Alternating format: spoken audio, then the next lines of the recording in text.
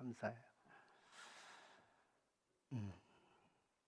필리핀에 가면 이 코코스 야자라는 나무가 있습니다. 저 나무인데요. 저 야자에는 이 과일, 코코넛 과일이 있는데 이 과일에는 물이 많이 들어 있습니다. 근데 이 물이 굉장히 이 무기질 또는 뭐 전해질 뭐 이런 것들이 함유되어 있어서 영양학적으로 굉장히 높은 퀄리티를 갖고 있대요. 그래서 어떤 사람들은 일반 물을 먹지 않고 이 물만 먹고 산다는 사람도 있을 정도예요. 실제로 겨울이 없는 필리핀에서는 가끔씩 저것이 하나의 이파리만 잘 말려서 위에다 얹어만 놓으면 지붕이 되기 때문에 집을 대신할 수 있고요. 심지어는 우물이 없어도 저 코코넛 안에 있는 이 물만 가지고도 우리의 생활에는 지장이 없대요. 그리고 저 코코넛 과일 그 피육만 기계에다 넣어서 짜면 기름도 나오고요. 또 그 안에 다 먹고 나서 밑에 속에 보면 하얀 그 육질이 있는데 그걸 긁어 먹으면 또 배도 부르답니다. 뿌리부터 과일까지 하나도 버릴 게 없는 나무. 이게 이 코코넛 나무라는 거거든요. 그래서 필리핀에서는 이런 말로 통합니다. 버릴 것이 없는 나무. 그리고 이 코코스 야자와 같은 사람이 되라. 이런 속담 명제가 생긴대요. 여러분 일반적으로 우리 속담 명제는 우리 문화에서는 진리 명제로 전환할 수 있어요. 왜냐하면 예수 그리스도께서는 정말 버릴 것이 없는 분이거든요.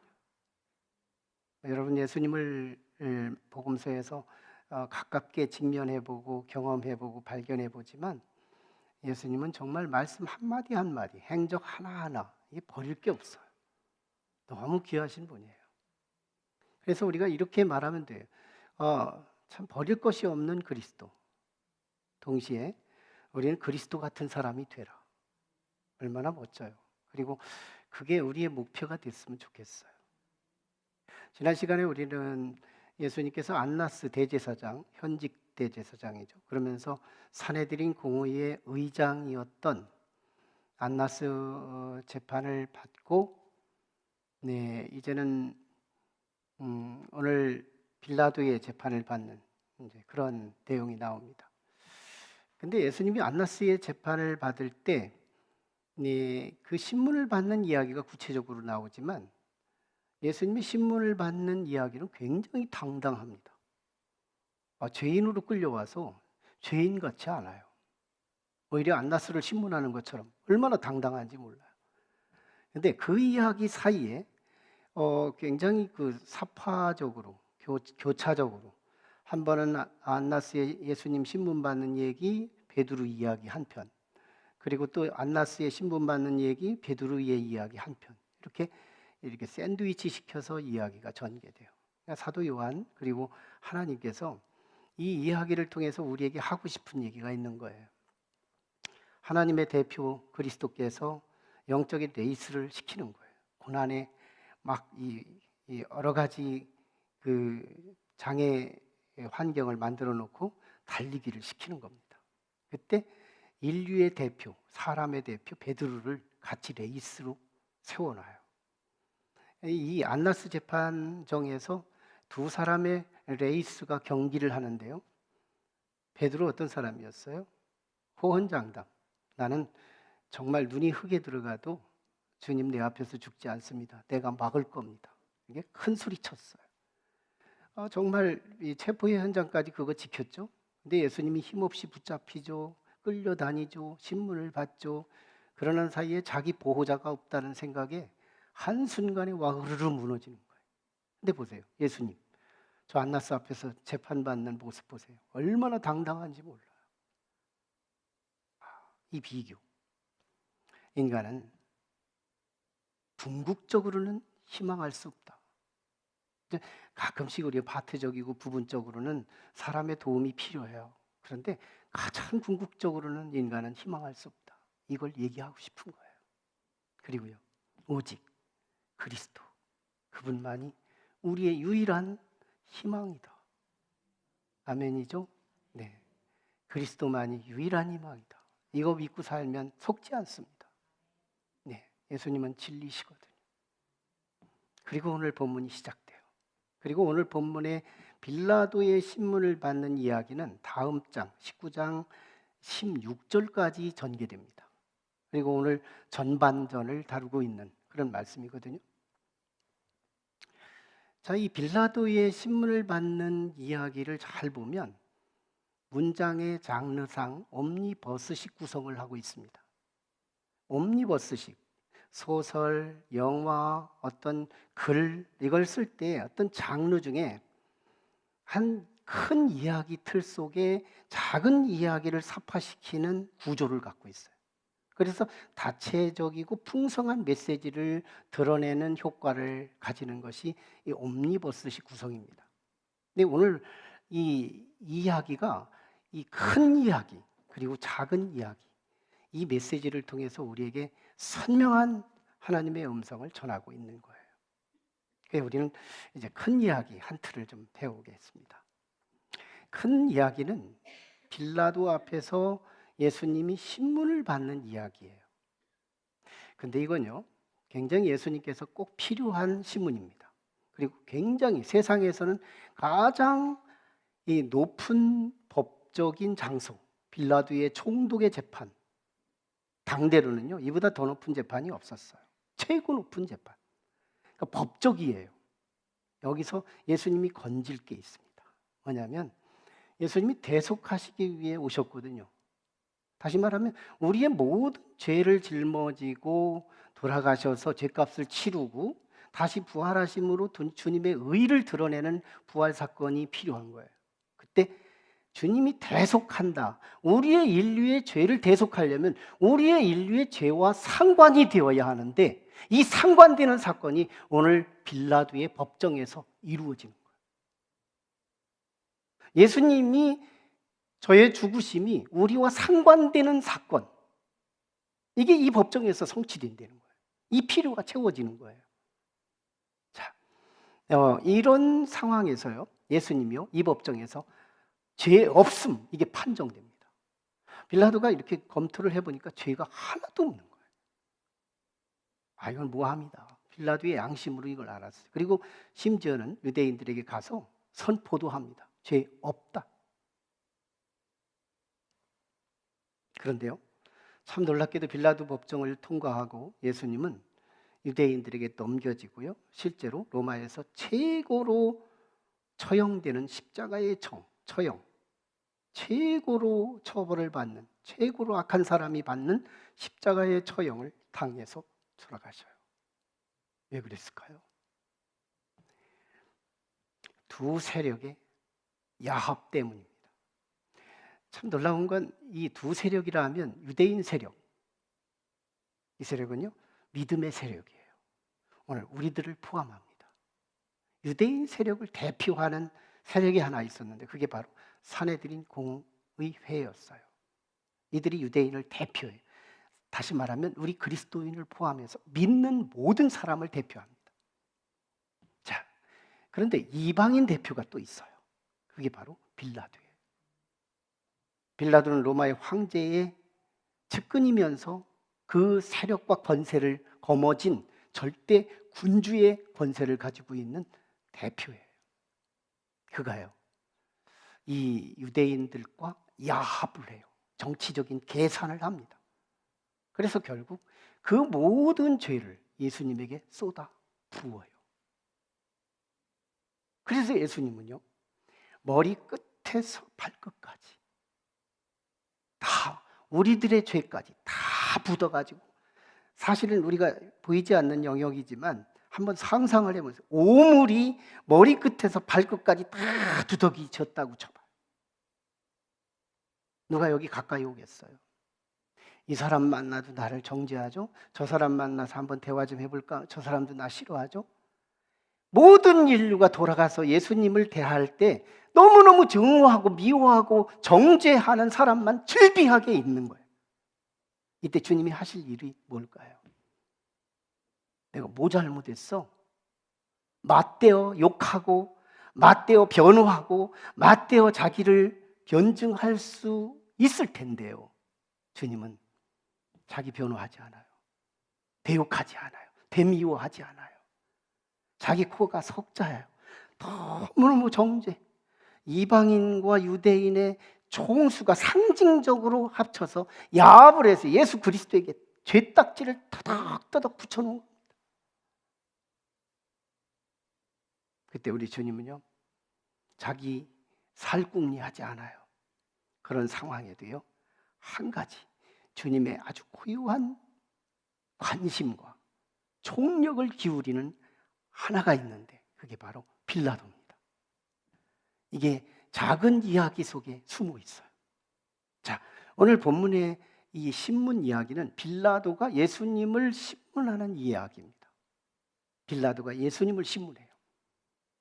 자, 그런데요, 모양은 그렇지만 실제는 예수님이 빌라도를 신문하는 내용을 채우고 있어요.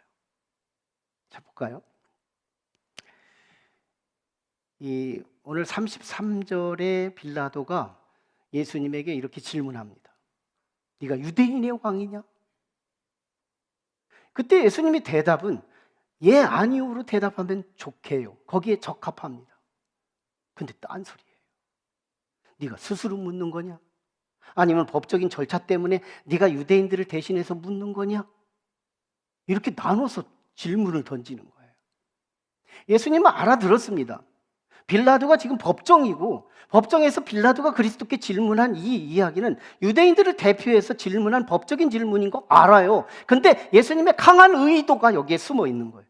의도가 있어요. 나 너하고 대화하고 싶다는 거예요. 네가 스스로 묻는 거냐?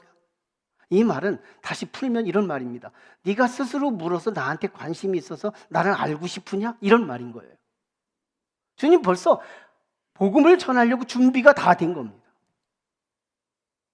그런데요, 바로 이 주님이 이 말씀을 전하는 환경부터 주어져요. 참 놀랍죠?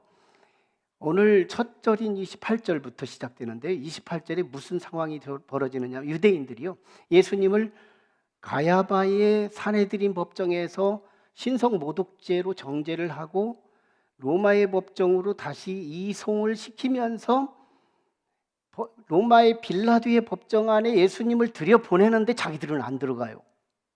왜 그러냐면 정결예법 때문인데요. 이제 내일이면 유월절이에요. 이 유월절에는 거룩한 떡을 먹어야 되는 거예요. 이 떡을 먹으려면 죄인들, 죄와 접촉된 사람들은 먹을 수 없게 되어 있어요. 그래서 자기들이 유월절에 적합한 자가 되기 위해서 우리는 정죄당하는 빌라도의 법정에 들어가지 않을 테니 판사님, 빌라도님, 우리 예수 좀 한번 제대로 신문해서 우리가 고발한 내용이 적합한지 신문해 주세요 하고 들여보냅니다. 그때요, 유대인들은 뜰에 있고 예수님은 빌라도하고 1대1만 있는 겁니다. 이 정황을 보십시오. 이거 누가 만드는 거예요? 가시적으로는 유대인이 만들었어요. 그런데 내면적으로는 하나님께서 만들어주신 환경. 참 놀랍죠. 내가 만들었는데 하나님이 하셨다. 사람이 했는데 하나님이 하셨다. 이런 일들 너무 많아요. 유대인들이 만든 상황입니다. 근데요, 예수님하고 빌라도 1대1이에요. 이 환경이 무슨 환경이에요? 내가 너 만나러 왔다 이거예요. 예수님은요, 이 기회에 빌라도를 구원하기 위해서 복음을 전하고 있었더라는 얘기입니다. 빌라도의 자리가 뭔지 아세요? 땅끝입니다.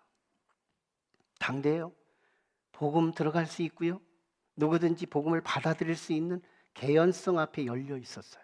근데 빌라도, 모든 지구인들을 다 정죄할 수 있는 이 권세를 거머쥔 빌라도, 그 자리는요, 복음이 갈 수 없는 자리였어요. 나는 너희들을 정죄할 자격은 있지만 너희들이 나를 정죄할 자격은 내게 없다. 이런 무소불위한 절대 권세를 가진 빌라도, 이는요 복음을 접할 가능성이 이 땅의 모든 고철들이 하늘로 휘리바람 타고 올라가서 떨어질 때는요 제트 비행기로 조립해서 떨어질 확률에 있는 거예요. 어마어마하죠. 불가능합니다. 이런 빌라도, 주님이 볼 때는, 사람들이 볼 때는 빌라도 부럽다, 무소불위하다, 대단하다 그럴 수 있어도요 주님 볼 때는요 너야말로 참 소비자다, 넌 참 불쌍하다, 땅끝에 있다, 아무도 너한테 찾아갈 수 없는 복음의 불모지, 너야말로 나의 구원과 진리의 복음이 필요한 사람이다. 빌라도에게 복음을 전하는 모습을 보세요. 이제 빌라도가 예수님을 신문하기 위한 세 가지 물음이 오늘 본문에 소개됩니다. 첫째, 33절에서 네가 유대인의 왕이냐? 대답하는 내용들을 보세요.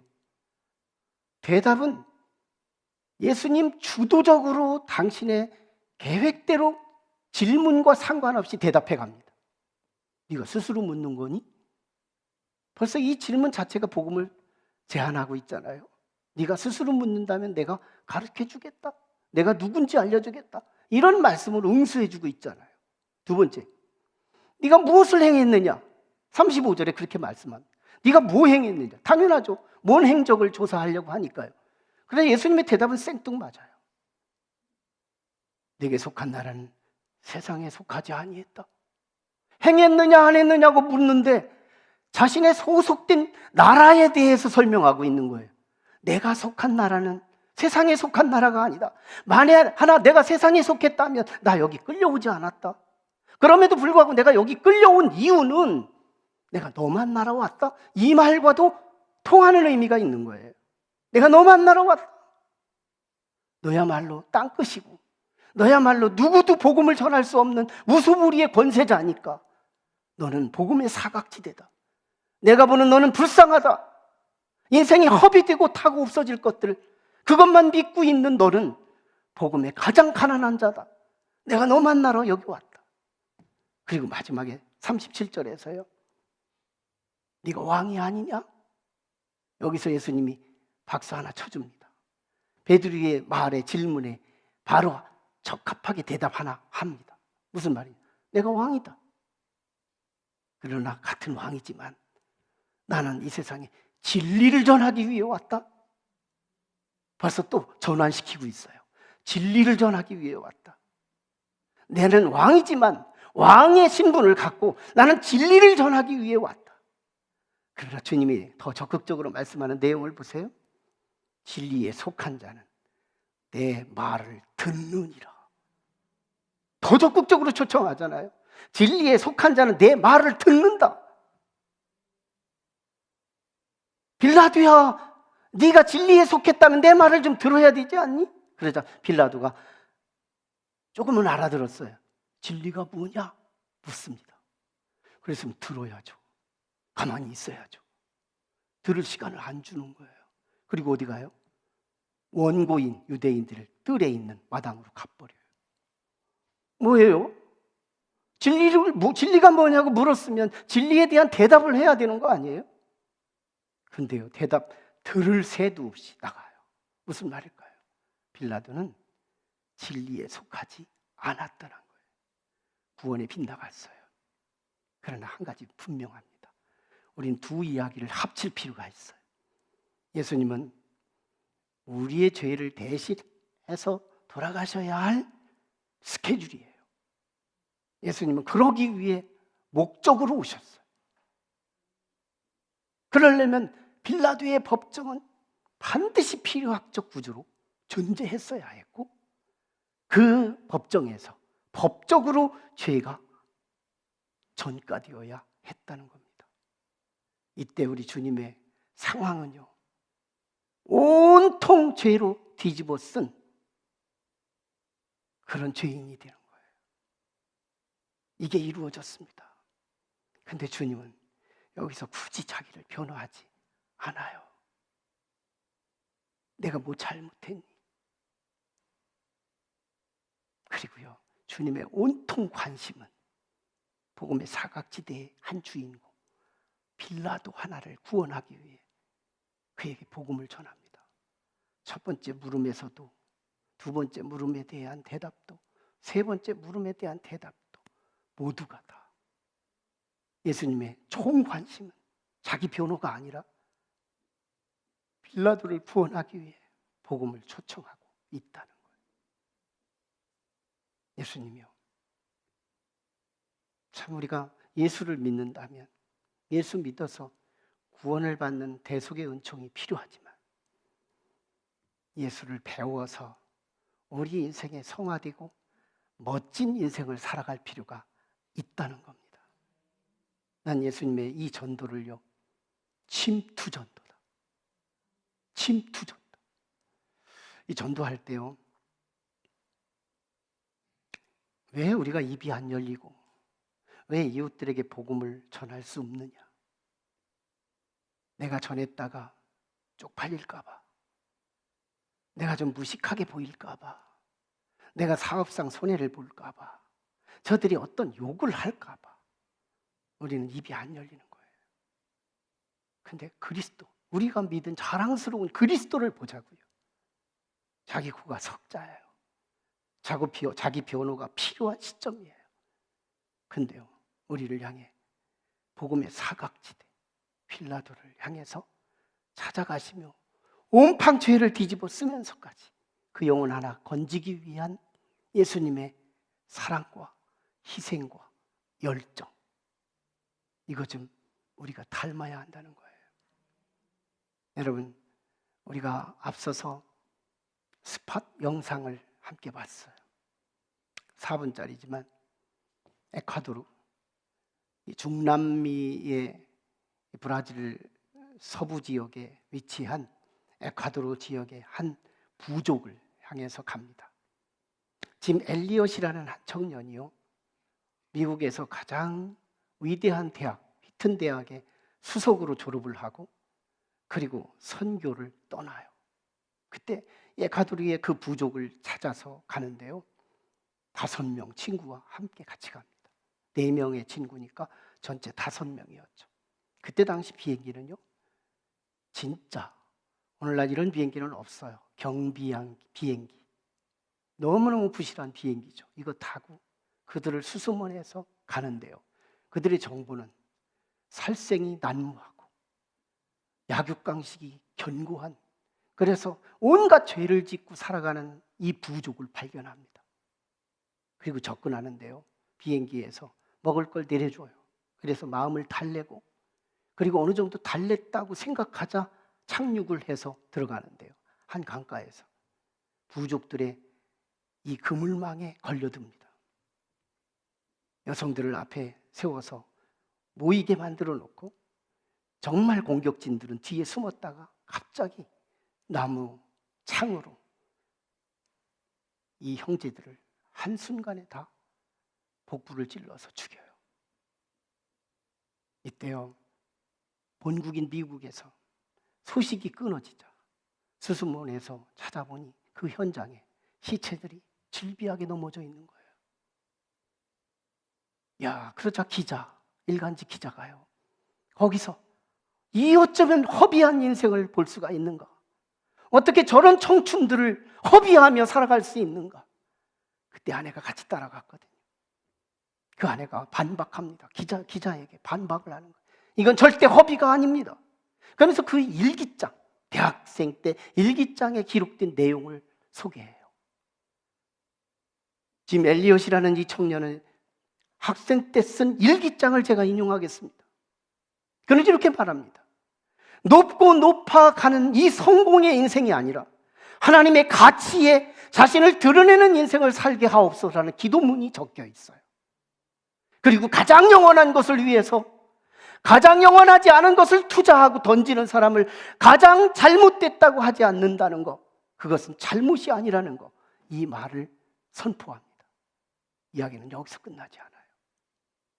그 아내가요, 나중에 그의 팀들과 함께 이 마을로 갑니다. 언어를 충분히 습득하고, 그리고 가서 그들에게 자기 남편과 그 동료들의 이야기를 전해줘요. 그때요, 이들이 감동을 입어요. 그리고 그 부족의 모든 사람이 다 예수를 믿게 됩니다. 에콰도르에. 이 감동 섞인 이야기, 1950년대 초에 이 일이 벌어지는 거예요. 여러분, 오늘 우리는 복음의 입이 닫혀 있어요. 열린 모임이 벌써 초대 2주가 지났어요. 우리는 믿지 않는 자에게 관심이 없어요. 난 교회만 왔다 가면 끝난다고만 생각하는 거예요. 또 우리의 신앙에서요, 내가 왜 믿음이 안 생기는지 아세요? 주님의 이 행적을 우리가 잘 닮을 필요가 있어요. 여러분, teaching is learning. 내가 가르치면 놀랍게 더 많은 걸 배울 수 있대요. 왜 가르치는데 배워요? 누군가를 살리기 위해 사역하면요, 내가 살아난다는 거예요. 이게 안 되니까, 인풋과 아웃풋이 균형이 안 맞으니까 우리의 신앙이 자라지를 않는데요. 우리의 신앙이 자라야 되는데 누군가의 모성애가 없어요.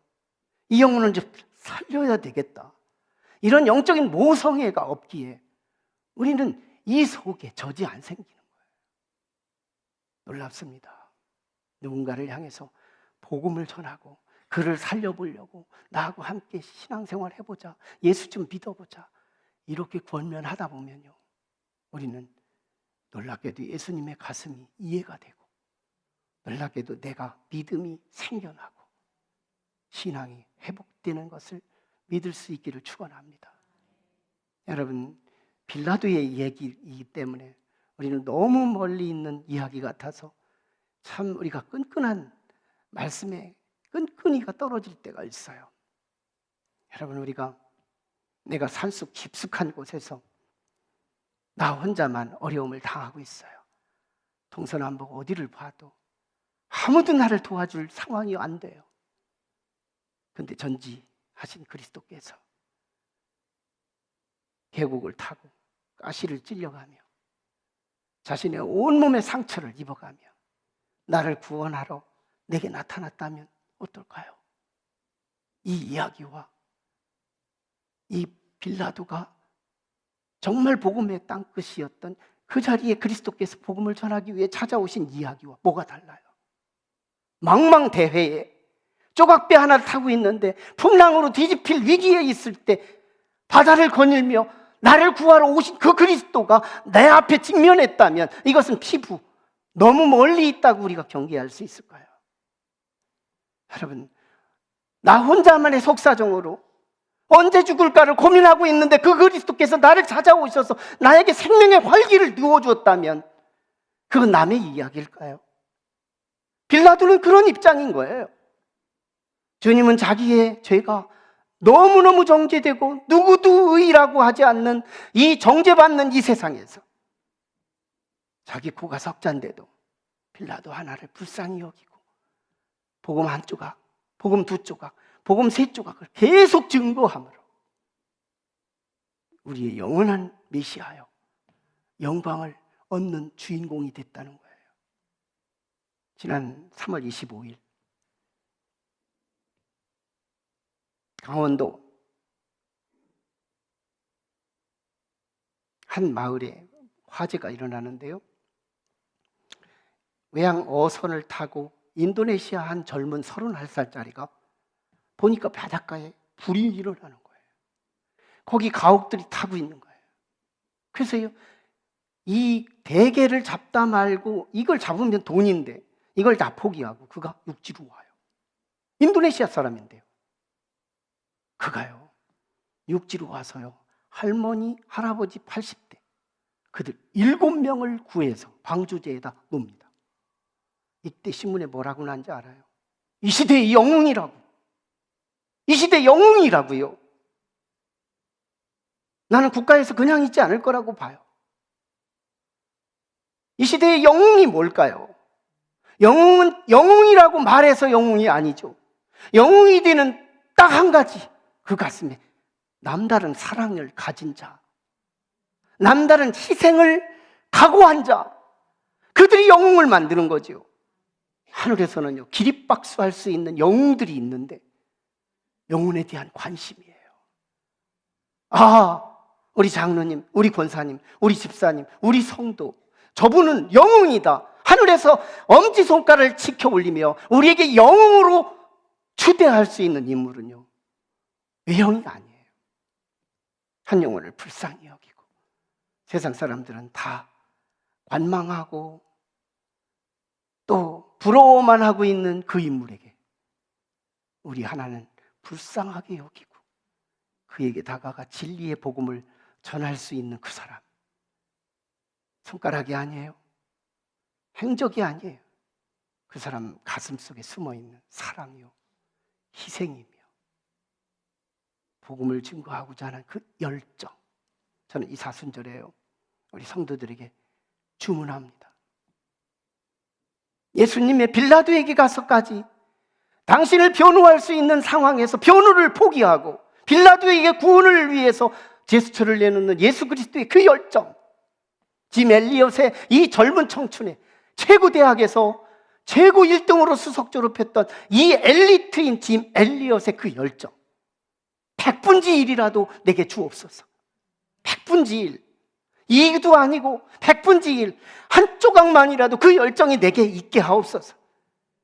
여러분, 우리의 후반은 달라질 겁니다. 우리에게 이게 필요한 거예요. 믿음이 안 생긴다고 하는 성도가 있다면 이 사역에 참여하십시오. 나는 왜 믿음이 자라지 않는다고 생각하고 있다면 이 사역에 들어오십시오. 나는 100분지 1이라도 이 사명, 침투 복음. 나는 우리 교회 한 사역자, 우리 나영신 목사님이요, 침투 사역자예요. 사람 두려워하지 않습니다. 누구든지 침투해요. 탁탁 찾아가서. 여러분, 이게 부담될지도 몰라요. 그런데 이 적극적인 이 침투 사역을 여러분 격려해 주십시오. 격려해 주세요. 배울 필요도 있어요. 얼마나 멋져요. 사람들이 쭈뼛쭈뼛하고 저 사람이 뭐라고 할까? 저 눈치 조금 부족하더라도 여러분, 사람에게 다가가는 걸 두려워하지 않아요. 외국인에게, 국내인에게, 누구에게도 다가가서 교회 나오라고 권면하는 더 적극적인 사역, 침투 사역. 우리는 이 침투하는 그 사람을 격려하고 치하할 필요가 있습니다. 그것은 진리에 속한 자들이기 때문이에요. 기도하겠습니다.